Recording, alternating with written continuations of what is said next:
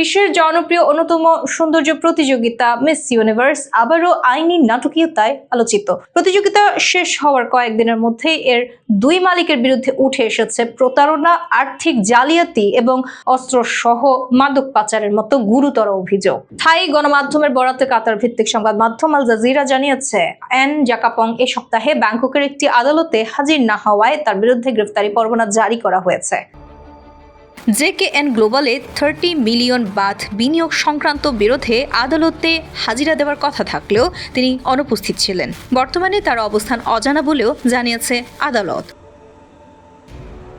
2023 সাল থেকে জেকেএন গ্লোবালের বড় ধরনের আর্থিক সংকট দেখা দেয়। বিনিয়োগকারীদের অর্থ পরিশোধে ব্যর্থ হয় প্রতিষ্ঠানটি।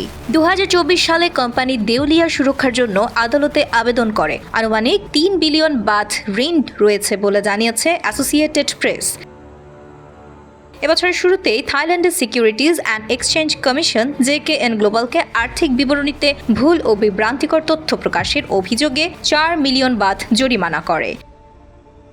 তদন্তে উঠে আসে 2023 সালের অক্টোবরে তারা মেক্সিকান ব্যবসায়ী রাউল রোচা কান্তুর কাছে মিস ইউনিভার্সের 50% শেয়ার বিক্রির বিষয়টি বিনিয়োগকারীদের কাছে গোপন রেখেছিল। মিস ইউনিভার্স প্রতিযোগিতা একসময় যুক্তরাষ্ট্রের প্রেসিডেন্ট ডোনাল্ড ট্রাম্পের মালিকানায় থাকলেও 2022 সালে এটি কিনে নেন থাই ব্যবসায়ী এন জাকাপং জাকরা জুতাতিপ এবং তার প্রতিষ্ঠান জেকেএন গ্লোবাল।